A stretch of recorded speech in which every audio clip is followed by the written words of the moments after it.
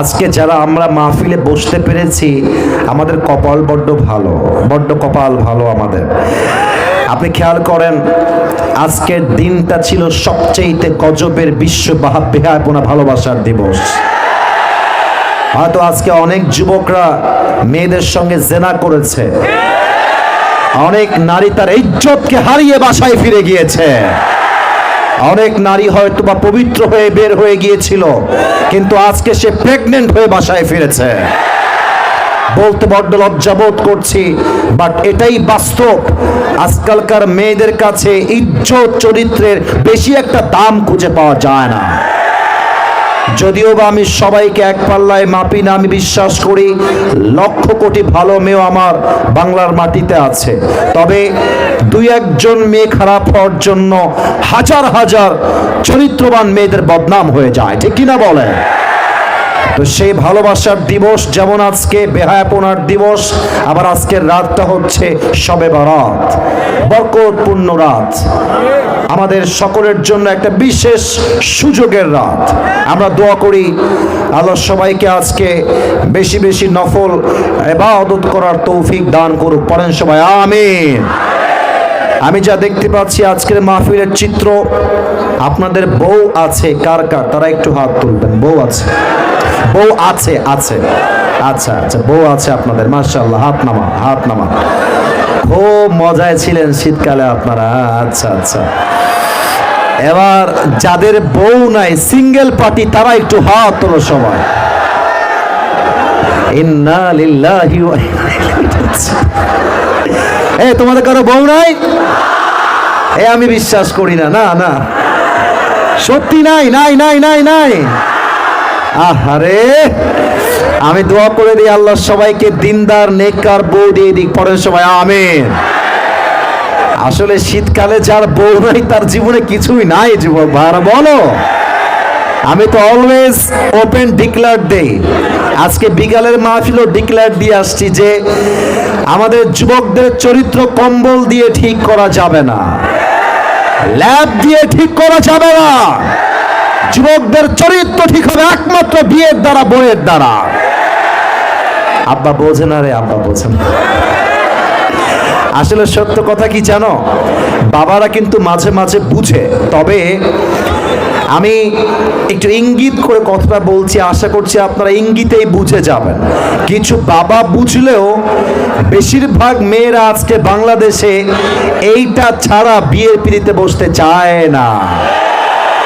আর অনেক মেয়ে তো আছে এমন, টাকা পাইলে বুইরা টাকলার সঙ্গে বিয়ের পিড়িতে বসে যায় না। এরকম মেয়ে তো বগুড়ায় নাই, না না না, বগুড়ায় না।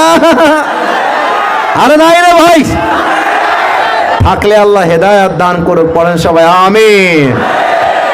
বামে, ডানে এবং সামনে, যদি আমার চিন্তা ভুল না হয়, আমি যদি ভুল না করি, তো আমার মন বলছে আজকের মাহফিলে যত শ্রোতা এসেছে তার 90% বেশি কলিজার টুকরা যুবক ভাই আজকের মাহফিলে এসেছে। যদি আপনারা আমার কথা বিশ্বাস না করেন, একবার নিজেরাই ঘুরে ঘুরে দেখতে পারেন। যে যুবকরা আজকের মাহফিলে এসেছে, এদের দ্বারাই আগামীর বাংলাদেশি ইসলামের রাজ কায়েম হবে। এবং আমি এটা বিশ্বাস করি, বগুড়ার সুলপুল কিন্তু সাধারণ সুলপুল নয়। বগুড়াকে কিন্তু সবাই ভয় পায়, সবাই ভয় পায়। আপনি সব জায়গায় উল্টা পাল্টা করে ছাড় পাবেন, বাট বগুড়ায় উল্টা পাল্টা করলে চুল পরিমাণ ছাড় দিয়ে কথা বলা হয় না। আর সেকেন্ড কথা হলো, লাস্ট টাইম যখন বগুড়ায় এসেছিলাম, অনেক মিডিয়ার ভাইরা এসেছিলেন, তারা আমার সাক্ষী। তাদের সামনে আমি বলেছিলাম বগুড়া এতটাই স্মার্ট একটা জেলা, আমার মনে হয় বগুড়া কোনো জেলা নয়, বগুড়াকে একটা বিভাগ হিসেবে ঘোষণা দেওয়া দরকার। আমি দোয়া করি আগামী বাংলাদেশে বগুড়া থাকবে, তবে বগুড়া কোনো জেলা হিসেবে নয়, বিভাগ হিসেবে থাকবে, ঠিক কিনা বলে? আল্লাহ বগুড়ার মানুষকে কবুল এবং মঞ্জুর করুক। পড়েন সবাই আমিন। আমি আসিফ এই চেয়ারে বসে কথা বলার মতো কোনো যোগ্যতা আমার কাছে নাই, কোনো ইলম নাই, কোনো আমল নাই, কোনো ইস্তেআদাত কাবিলিয়াত কিছু আমার মাঝে নাই। তবুও যে মানুষ কি পরিমাণ পাগল ডেট নেওয়ার জন্য, তাফসীর মাহফিল করাবার জন্য, এটা আমার হিসাবেই ধরে না। আমার তো আহামরি কোনো কোয়ালিফিকেশন নাই বলতে গেলে। আমি তো বিশ্বাস করি এই চেয়ার, এই সম্মান, এই ভালোবাসা, এই সব কিছুর পেছনে এক নাম্বার আমার আব্বা এবং মায়ের দোয়া আছে, দুই নাম্বার আমার উস্তাদ এবং মুরব্বীদের দোয়া আমার সাথে আছে। তবে দুই একটা কথা বলছি, কেউ মাইন্ডে নেবেন না। আবারও বলছি, don't take it negatively, don't take it otherwise. আমি যা বলছি আমার কলিজার থেকে, দিল থেকে বলছি। আমার এই বাংলাদেশ বড্ড সুন্দর, আমার এই দেশ সবুজ শ্যামল, আমার এই মাতৃভূমি। মানুষগুলো বড্ড সাধারণ, মানুষগুলো বড্ড কোরআন প্রেমিক, মানুষগুলো বড্ড আলেম প্রেমিক, মাশাআল্লাহ। তবে আমাদের দেশে কিছু সমস্যা আছে। নাম্বার ওয়ান ক্রাইসিসটা হচ্ছে আমাদের দেশে কোনো আলেমকে, কোনো লেকচারারকে তার আলোচনা কিংবা যোগ্যতা দিয়ে জাস্টিফাই করা হয় না। আমার এই বাংলাদেশে একজন ব্যক্তিকে জাজ করা হয় বা জাস্টিফাই করা হয় তার ফ্যান ফলোয়ার্স এবং ইউটিউবে ভিউ দেখার মাধ্যমে। That's absolutely wrong process. না, ভিউ হওয়া আর ফ্যান ফলোয়ার্স বেশি হওয়াই যদি ব্যক্তির যোগ্যতার প্রমাণ হতো, বগুড়ার হিরো আলমের চাইতে সফল আর কেউ হতে পারবে না। ফ্যান ফলোয়ার্স বেশি হওয়াই একজন ব্যক্তির সফলতার মাপকাঠি বা মানদণ্ড নয়। আপনাদের এখানে একটা মাদ্রাসা আছে, জামিল মাদ্রাসা, বগুড়া, নাম শুনেছেন? আমি ওখানে পড়াশোনা করেছি এবং আমার এখনো মনে পড়ে আমি যখন ভর্তি হয়েছিলাম, maybe it has been 8 years back or maybe 9 years back, অনেক বছর আগের কথা বলছি। তা আমি দেখেছি জামিল মাদ্রাসার এক একজন উস্তাদ এতটা মাহের, এতটা যোগ্যতা সম্পন্ন, এতটা কোয়ালিফাইড। তোমরা তো যুবক, তোমাদেরকে আমি বুঝি, তাই তো আমি আসিফ হুজুর তোমাদেরকে বোঝায় বলছি, দেখো তাদের যোগ্যতা এতটা আকাশচুম্বী, ইউ কান্ট ইমাজিন, তুমি কল্পনা করতে পারবে না। তবে তারা মিডিয়ার সামনে আসে না, মিডিয়ার সামনে কথা তারা বলতে কমফোর্টেবল ফিল করে না, তাই মানুষ আমাদেরকে বড় আলেম ভাবে। অতএব প্রথম শিক্ষা এবং গুরুত্বপূর্ণ শিক্ষা, কোন আলেমকে তার ফ্যান ফলোয়ার্স দিয়ে নয়, তার ইলম এবং তার ইখলাস দিয়ে মাপকাঠি করতে হবে, ঠিক কিনা বলে? আল্লাহ সবাইকে আজকে নিয়ত পরিবর্তন করে ওয়াজ মাহফিলে বসে বসে শেষ পর্যন্ত দোয়া করে বাসায় যাওয়ার তৌফিক দান করুক। পরে সবাই আমিন।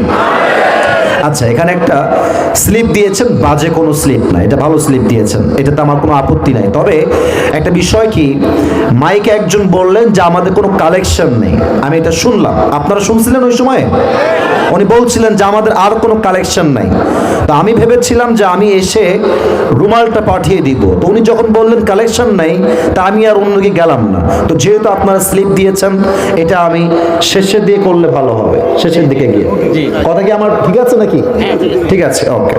প্রিয় ভাইরা, বগুড়ার ভাইরা, আমি লম্বা সময় আজকে আলোচনা করব না। যা আলোচনা করব কনস্ট্রাকটিভলি কোরআন থেকে, হাদিস থেকে করব। তবে সবাইকে আগে জিজ্ঞেস করতে চাই, আমরা 3টা তাকবীর দিব।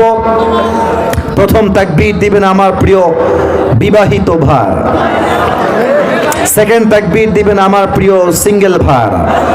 আমি দেখতে চাই বগুড়ার ফাপড়ে আজকে কাদের গায়ের জোর কত বেশি। আচ্ছা, প্রথম তাকবীর দিবেন যেহেতু বিবাহিতরা, বিবাহিত ভাইরা একটা কাশি দেন,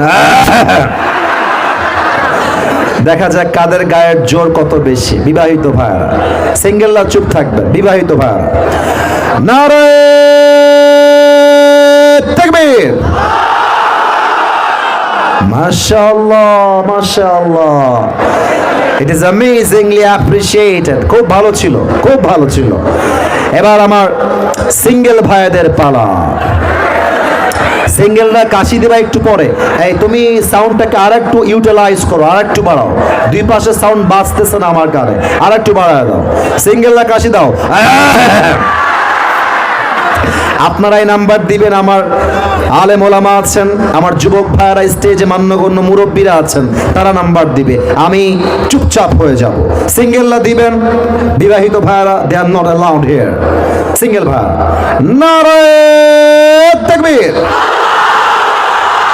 বিবাহিত ভাই আমাকে মাফ করে দিন,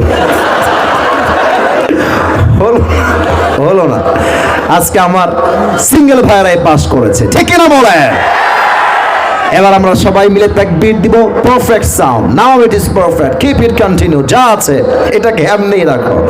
এবার সবাই মিলে তাকবীর দিবেন, এমন জোরে একটা তাকবীর, এক তাকবীরের ঠেলায় আসিফ হুজুর স্টেজ ভেঙে উল্টে নিচের দিকে পড়ে যাবে, ঠিক আছে? আচ্ছা সবাই একটা কাশি দেন, আর একবার। দেখা যায় বগুড়ার সুলপুরের গায়ের জোর কত বেশি। নারে তাকবীর। আল কোরআনের আলো, আল হাদিসের আলো, কোরআন হাদিস যেখানে, আলেম ওলামা যেখানে, বগুড়াবাসী যেখানে। আপনারা যেভাবে স্লোগান দিয়েছেন, এটা আমার অন্তরে বিশ্বাস গেঁথে গেল। আমার সামনে যারা বসে আছে, দাঁড়িয়ে আছে, একটাও কাপুরুষের বাচ্চা নয়, সব পুরুষের বাচ্চাগুলো আমার সামনে দাঁড়িয়ে আছে। আল্লাহ সবাইকে যেন কবুল করে, পড়েন সবাই আমিন। আজ ভূমিকায় লম্বা সময় নিলাম না, যেহেতু আমি একটা নির্দিষ্ট বিষয় আলোচনা করব। আশা রাখবো ওয়াজের মাঝে দোয়ার আগে কেউ যদি উঠে যায়, কেউ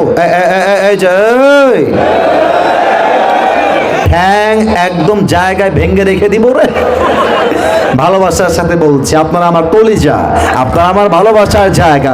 বগুড়া, রংপুর, দিনাজপুর, ঠাকুরগাঁও, এই কয়েকটা জায়গা আমার কলিজায় বসবাস করে, বগুড়া এক নম্বরে আছে। প্রিয় ভাইরা, বগুড়ার মানুষকে দিয়ে আপনারা খেয়াল রাখবেন, বগুড়া সুলপুল আল্লাহকে বাদ দিয়ে আর কাউকে ভয় পায় না। এবং বগুড়া সুলপুল খুবই ডেঞ্জারাস, যা বলবে মুখের উপরে, ভালোবাসলে আই লাভ ইউ, না বাসলে আই হেট ইউ। সোজা কথা, মুনাফিকি আমাদের মাঝে নাই। আমিও সোজা কথা বলতে পছন্দ করি। আমার কথা, দোয়ার আগে যদি কেউ উঠে যায়, ও লুঙ্গি টান দিয়ে ধরে বসায় দেওয়া লাগবে। আসা যাবে, বসা যাবে, ওয়াজ শোনা যাবে, উঠে যাওয়া যাবে না। শেষ তাকবীর দেন, নারে তাকবীর। আমার প্রিয় বগুড়ার ভাইরা, আজ আমাদের আলোচনার সেন্ট্রাল থিম বা সাবজেক্ট ম্যাটার হলো the life of here after, পরকালের জীবন। জবান খুলে বলবেন সবাই, দুনিয়ার জীবন না পরকালের জীবন? মাশাআল্লাহ মাশাআল্লাহ। এই তো এই উত্তরটা আমি চাই, এইভাবে উত্তরটা আমি চাই। এই যে অনেকগুলো ক্যামেরা রেকর্ড করছে, কালকে এটা ইউটিউবে, ফেসবুকে ছড়িয়ে যাবে। আপনাদের সাউন্ড থাকবে এমন, প্রত্যেক জেলার মানুষ যেন বলতে বাধ্য হয়, আমার সামনে যারা ছিল একটা বিড়ালের বাচ্চা নয়, সব সিংহের বাচ্চাগুলো আমার সামনে ছিল। এই আওয়াজটা আমি লাস্ট পর্যন্ত চাই। বলেন সবাই, দুনিয়ার জীবন না পরকালের জীবন? এবার আমি সবাইকে তিনটা প্রশ্ন করব, which is related with Quran। এটা কোরআনের সঙ্গে কানেক্টেড, এটা কোরআনের সঙ্গে রিলেটেড। আশা রাখবো সঠিক এবং বুঝে আপনারা উত্তর দিবেন। ফার্স্ট অফ অল, আমরা যে আজকের মাহফিলে এসেছি, আমরা সবাই জীবিত আছি। আমি যে প্রশ্ন করবো, জাস্ট ইয়েস অথবা নো বলবেন, দ্যাটস এনাফ। আপনি যদি আমার কথা বুঝেন, এটাই আমার জন্য এনাফ হবে। প্রিয় ভাই, জীবিত যে এখানে ফিরে এসেছেন, বাসায় যে জীবিত ফিরে যাবেন আবার, do you have any guarantee about it? Do you have any guarantee about it? No, কোনো গ্যারান্টি নাই।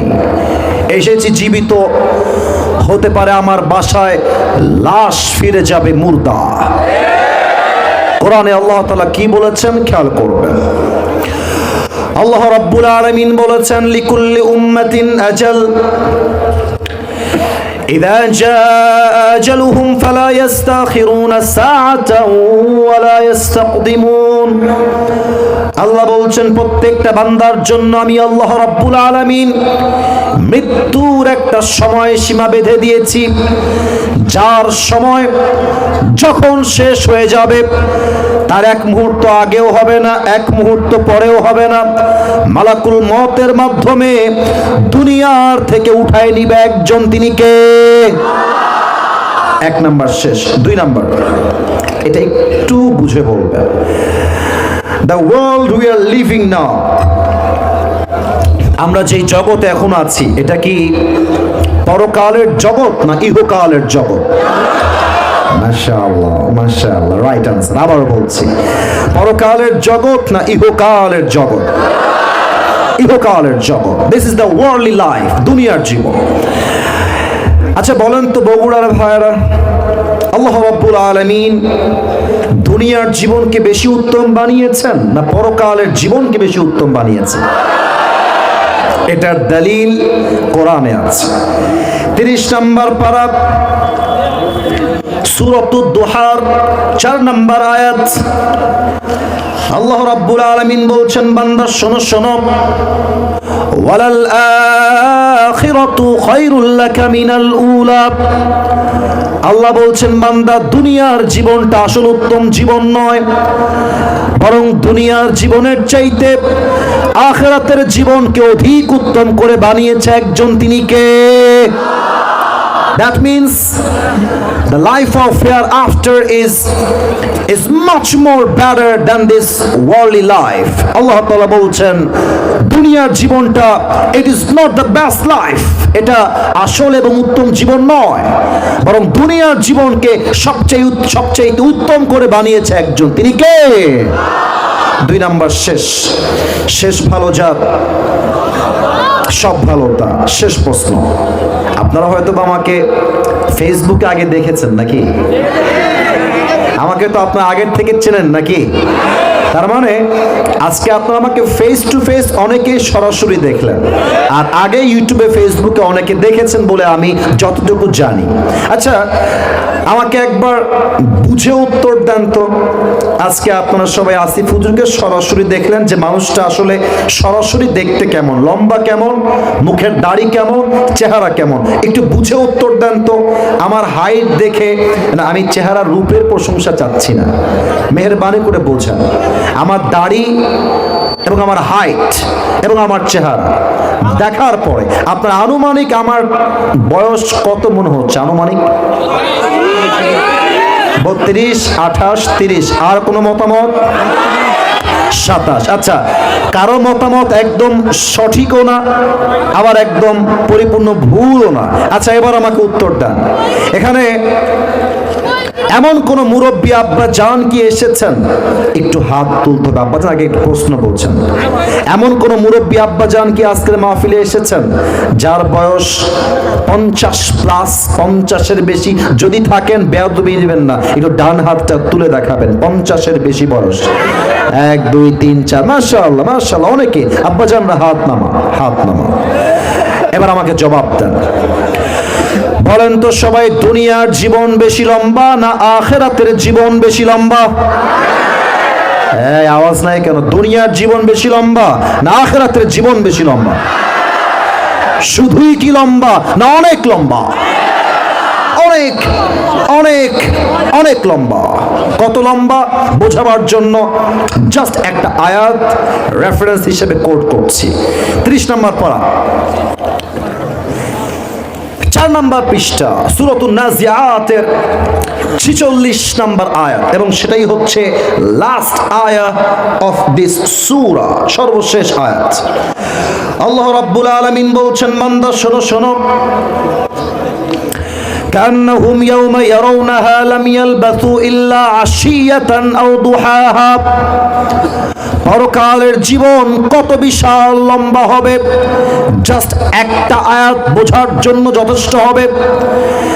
80 বছর যেই মুরব্বী আব্বা জানের বয়স, 100 বছর যেই মুরব্বী আব্বা জানের বয়স, সেই আব্বা জান যেই দিন ইন্তেকাল করবেন, কবরের জীবন যেই দিন থেকে শুরু হবে, পরকালের জীবন যেই দিন থেকে শুরু হবে, ওই মুরব্বী ডাক দিয়ে বলবে, আল্লাহ, দুনিয়ার জীবন এত ছোট একটা জীবন ছিল, এই পরকালের জীবনকে দেখার পরে আমার মনে হচ্ছে দুনিয়ার 100 বছরের জীবনটা একটা সকাল কিংবা একটা সন্ধ্যার মতো ছিল। আল্লাহু আকবার। ওরে ভাই, কি কথা এটা? 100 বছরের একটা দুনিয়ার জীবন পরকালের সামনে যাওয়ার পরে মনে হবে it was just like on morning or on evening, একটা সকাল কিংবা একটা সন্ধ্যার মতো মনে হবে পুরো 100 বছরের জীবনটাকে। আল্লাহু আকবার, বলো সবাই আল্লাহু আকবার। এবার আমি সবাইকে আবদার রাখবো, যারা এসেছেন, আমি খুব আলোচনা ভালো করতে পারি না, এটা সত্য কথা। আমার জনপ্রিয়তা আর ফেমাসলির দোহাই দিয়ে আমি সব জায়গায় বেঁচে যাই, আমি অত ভালো কোনো আলোচক নই। সবাইকে আমি আবদার রাখবো, সবাইকে 5 সেকেন্ডের জন্য চোখটা বন্ধ করতে হবে। কেন? আগে ভূমিকাটা দিয়ে দেই। আজ পুরো ওয়াজ আমি যে বিষয় করব, এই পুরো ওয়াজটাকে আমি 5টা ভূমিকায় ভাগ দিয়ে নিলাম, মোট 5টা ভূমিকা। দেখেন ভূমিকাগুলো কি কি হচ্ছে। 1, পরকালের জীবনটা আসলে শুরু হবে কেমনে, মৃত্যু আমাদের সামনে আসবে কেমন করে, নামাজি বান্দার মরণ কেমনে হবে, বেনামাজি যুবক যে তার মৃত্যু কেমনে হবে, এটা আমরা প্রথমে জানবো। সেকেন্ডলি আমরা জানবো মৃত্যুর পরে আমাদের কবরের জীবন শুরু হবে। আজীবন শুনেছি দ্য লাইফ অফ গ্রেভ, কবরের জীবন, কবর কবর কবর। আজকে আমরা জানবো কবরের প্রথম রাত আমাদের কেমন কাটবে, কেমন হবে। আজ আমরা জানবো কবরে লাশ রাখার সাথে সাথে কি হবে, এটা আমরা জানবো। সেকেন্ড শেষ, বাকি থাকলো আর 3টা বিষয়। নাম্বার 1, এই কথা কে বলছো ওখানে? এই ছেলে পেলে, ভালোবাসার মর্যাদা এবং মূল্য বোঝো। ভালোবাসার জায়গায় ভালোবাসা, ডিসেন্ট ম্যানার যেখানে দেখাইতে হবে সেখানে আদব তোমাকে বজায় রাখতে হবে। বগুড়ার বদনাম হবে। প্রত্যেকটা যুবক মুরব্বী that keep quiet, keep silent. আওয়াজ যেন আমার বাম থেকে আর না আসে। লাস্ট ওয়ার্নিং ফর এভরিওয়ান, আওয়াজ করবেন না। পায়ে হাত, ভালোবাসা, আওয়াজ করবেন না। প্রথম কথা, আমরা যদি মারা যাব, মৃত্যুর পরে আমাদেরকে আল্লাহ তাআলা একটা জীবন দিবেন, জীবিত করবেন। আমরা আজকে জানবো যে আল্লাহ তাআলা আমাদেরকে আবার জীবিত করবেন কেমন করে। শেষ। নাম্বার 2, আজীবন শুনেছি কিয়ামত, কিয়ামত হিসাব দিবস। আজকে আমরা জানবো সে কিয়ামত কায়েম হবে কেমনে, কিয়ামতের হিসাব দিবস কায়েম হবে কেমনে, আল্লাহ তাআলা প্রত্যেকটা আমলের হিসাব নিবে কেমনে আমরা জানবো। সর্বশেষ আমরা জানবো কিয়ামতের দিবসের পরে 2টা দল মানুষের মাঝে ভাগ হয়ে যাবে। এক হচ্ছে জান্নাতি, আর এক হচ্ছে জাহান্নামী। জান্নাতীরা জান্নাতে যাবে কেন, আর জাহান্নামীরা জাহান্নামে যাবে কেন, আজ এই 5টা ভূমিকা নিয়ে ফুল ওয়াজ হবে রাত 12টা পার করে। থাকবেন তো? 12টার পরে থাকবেন তো? হাত তোলেন সবাই, সবাই বলেন ইনশাআল্লাহ, সবাই বলেন হুজুর। এই জোরে বলেন সবাই হুজুর। আমরা কেউ দোয়া না করে বাসায় ফিরে যাব না। আসতে নয়, জোরে কোন যাব না, বলেন সবাই ইনশাআল্লাহ। হাত নামান, সবাই চোখ বন্ধ করবেন। আমি আমার চোখ বন্ধ করলাম। বগুড়ার ভাইয়ারা, আপনারা আমার কলিজার অন্তরের মানুষ, সবাই ক্লোজ ইউর আইস, চোখ বন্ধ করবেন। চোখ বন্ধ যদি হয়ে যায়, আমি কাউকে দেখতে পাচ্ছি না, বাট আমার একটা বিশ্বাস আছে যে বগুড়ার মানুষ আলেমদেরকে কলিজার থেকে ভালোবাসে।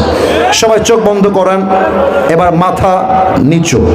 দাঁড়ায় থাকা ভাইরা যারা আছেন তাদেরও চোখ বন্ধ হবে।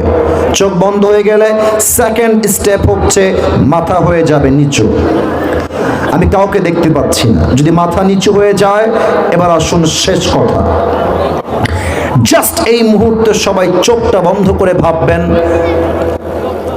আগামীকাল শনিবার সকালবেলা আপনার জানাজা হচ্ছে। জাস্ট ভাবেন, জাস্ট থিঙ্ক লাইক দিস, যে কালকে ফজরের পরেই আপনার জানাজা হবে, কাল থেকেই আপনার কবরের জীবন শুরু হবে। জাস্ট মাহফিল শেষেই আপনার মৃত্যু আসতে পারে।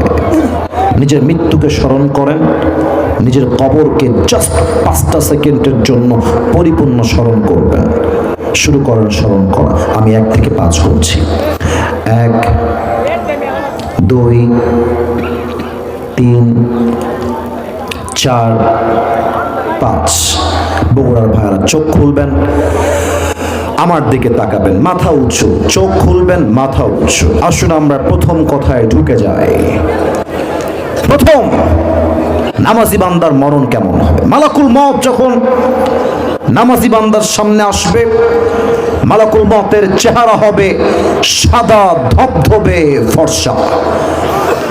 মালাকুল মউতের দেহের পোশাক হবে সাদা একটা জুব্বা। মালাকুল মউতের চেহারায় থাকবে লম্বা চাপদাড়ি, দেখতে হবে তাগড়া, হ্যান্ডসাম, স্মার্ট যুবক। মালাকুল মউত নামাজি বান্দার সামনে এসে দাঁড়িয়ে যাবে আর ডাক দিয়ে বলবে, ইয়া আইয়াতুহান নাফসুল মুতমাইন্না উখরুজি ইলা মাগফিরাতিল্লাহি ওয়া রিজওয়ানি। ডাক দিয়ে বলবে, হে প্রশান্ত আত্মা, তোমার কোনো টেনশন নাই, বের হয়ে আসো, বের হয়ে আসো। নামাজি বান্দা ডাক দিয়ে বলবে, কোথায় বের হব? ফেরেশতা ডাক দিয়ে বলবে, ইলা মাগফিরাতিল্লাহি ওয়া রিজওয়ানি, আসো, আল্লাহর জান্নাত আর ক্ষমা তোমার অপেক্ষায় বসে আছে। সুবহানাল্লাহ পড়বেন না আপনারা? না, এটা বগুড়ার সুবহানাল্লাহ হয় নাই। বলেন সবাই সুবহানাল্লাহ। আরে বগুড়া সুলপুল জোরে কও সুবহানাল্লাহ। বের করবে রুহটা ডান হাত দিয়ে। একটা এক্সাম্পল দিব হাদিস থেকে। এটা আমার হাতে একটু বলবেন বগুড়ার ভাইরা, এটার নাম কি? মাশাআল্লাহ। এটার নাম কি? টিস্যু। আচ্ছা একটু বলেন তো, এই টিস্যুটা কি গোল না চারকোনা? চারকোনা। হাদিসে এসেছে, কাফাম মিন আকফানিল জান্নাহ ওয়া হানুত মিন হানুতিল জান্নাহ। নামাজি বান্দার রূহকে কবজ করবার জন্য আল্লাহ তাআলা জান্নাত থেকে একটা লাল রেশমি রুমালের চাদর দুনিয়াতে পাঠিয়ে দিবেন। আল্লাহর হাবিব বলেছেন, মালাকুল মউত এসে ডান হাত দিয়ে রূহটা কবজ করবে এবং তার রূহটা লাল রেশমি রুমালের চাদরে প্যাকেট করবে, সুন্দর করে ভাঁজ করে তার রূহটা ইল্লিয়িন তথা জান্নাতের ঠিকানায় নিয়ে পৌঁছে দিবে। নামাজি বান্দা মৃত্যু কত সুন্দর হতে পারে, just try two imagine that. একবার কল্পনা করেন তো, যারা নামাজ পড়েন, যে কত সুন্দর মৃত্যু হবে আপনার নামাজি হওয়ার জন্য। এবার আসুন, বেনামাজির মৃত্যু কত ভয়ঙ্কর হবে। শুধু বেনামাজি নয়, আমি যদি এখন স্টেজ থেকে নেমে যাই, একদম রাগ করবেন না, আমি যদি কারো পকেটে হাত দিই, অনেকের পকেটে যদি আমি হাত দিই, এখন এই মাহফিলের প্যান্ডেল থেকে কিছু মানুষের পকেটে হাত দিলে বিড়ির প্যাকেট পাওয়া যাবে। এখন রাইট নাও আমি হাত দিলে বিড়ির প্যাকেট বের হয়ে আসবে। আর একটা কথা বলি, অনেক যুবক তোমরা এসেছো, তোমাদেরকে আমি অনেক ভালোবাসি, তোমাদের জন্য আমি অনেক গালিও খাই, তোমাদের ভালোবাসার জন্য সবকিছু আমি এক চান্সে মেনে নেই, আমার কোনো আপত্তি নাই। আমার কথা দেখো, আমি যদি তোমাদের কিছু বন্ধুর ফোন এখন চেক করি, তার মেসেঞ্জারে নিম্নে হলেও 10টা মেয়েকে পাওয়া যাবে। এবং এখানে এমন যুবক এখানে বসে আছে, ওর ফোন চেক করলে কমপক্ষে 100 হিন্দি গান খুঁজে পাওয়া যাবে। আজকে জানেন যে আপনার মৃত্যু কত ভয়ঙ্কর হবে। হাসতেছেন, বোঝেন বেনামাজি মৃত্যু কত ভয়ঙ্কর। শুরু করছি। আল্লাহর হাবিব বলেছেন, বেনামাজি যুবক যে হবে, বেনামাজি মুরব্বী যে হবে, মালাকুল মউত তার সামনে যখন দাঁড়িয়ে যাবে, মালাকুল মউতের দেহের চামড়ার রং হবে নীলাভ বর্ণের চেহারা, আর পা থাকবে জমিনে, মাথা থাকবে আকাশ বরাবর, বিশাল লম্বা, বিশাল লম্বা। আর তার দুইটা চোখ হবে লাল টকটকে চোখ। মালাকুল মউতের দেহের পোশাক হবে কালো কুচ্ছিত পোশাক। বেনামাজি যুবক, হারাম প্রেম করা যুবক, যে যুবকটা আজীবন হারাম গান শুনেছে, যেই মা আজীবন হিন্দি সিরিয়াল দেখেছে, যে মুরব্বী আজীবন চায়ের দোকানে বসে বসে বিড়ি টেনেছে, ও যখন মালাকুল মউতকে দেখবে, ভয়ঙ্কর চেহারা দেখে তার দেহের প্রত্যেকটা অঙ্গ প্রত্যঙ্গ থরথর থরথর করে কাঁপবে। আর তার দেহের যে পশমগুলো আছে, we call it in English goosebump, প্রত্যেকটা দেহের প্রত্যেকটা পশম দাঁড়িয়ে যাবে আর থরথর থরথর করে কাঁপবে। ঠোঁট কাঁপবে, জিহ্বা কাঁপবে, মাথা কাঁপবে, হাত কাঁপবে, পা কাঁপবে। মালাকুল মউত গুনাহগার, পাপী যুবক, মুরব্বী, মা, বোন তার দিকে তাকিয়ে একটা ধমক দিবে, ইয়া আইয়াতুহান নাফসুল খাবিসা উখরুজি ইলা গাযাবিল্লাহ, হে বেনামাজি বের হয়ে আয়, বের হ আল্লাহর গজবের দিকে, জাহান্নামের দিকে বের হয়ে আয়। একটা ধমক যখন মালাকুল মউত দিবে, এই রুহটা ছিঁড়ে বের হবে। একবার ডান দিকে দৌড় দিবে, আরেকবার বাম দিকে দৌড় দিবে, আরেকবার মালাকুল মউতকে দেখে পেছনের দিকে দৌড়ে দৌড়ে পালিয়ে যাবে। এবার আমার বাম হাত দেখবেন সবাই। মালাকুল মউত তার বাম হাতটা পেছনের দিকে নেবে, পেছন থেকে বেনামাজির রুহের দিকে একটা থাবা দিবে। তার রুহকে যখন তার বুক থেকে এমনি টেনে হিচড়ে বের করে আনবে, হাদিসে আসছে জীবিত ছাগলকে যাবেহ না করে তার চামড়া কেউ যদি ব্লেড দিয়ে, চাকু দিয়ে, ছুরি দিয়ে টেনে হিচড়ে ছিঁড়ে ফেলে, ওই ছাগলটা যে পরিমাণ কষ্ট হয়, তার চাইতে 70 গুণ বেশি কষ্ট দিয়ে বেনামাজি যুবক, বেনামাজি মুরব্বী, বেনামাজি মা, বেনামাজি বোন, তার রূহটা 70 গুণ বেশি কষ্ট দিয়ে বের করা হবে। বলেন সবাই নাউজুবিল্লাহ। আচ্ছা, আপনারা যা শুনলেন এই সেকেন্ড পয়েন্টে, বলেন তো এখানে এমন কেউ কি আছেন যে এই মৃত্যুর আযাব সহ্য করতে পারবেন? এমন কেউ কি আছে? নামাজ পড়েন না কেন? কেন পড়েন না? বলেন না কেন?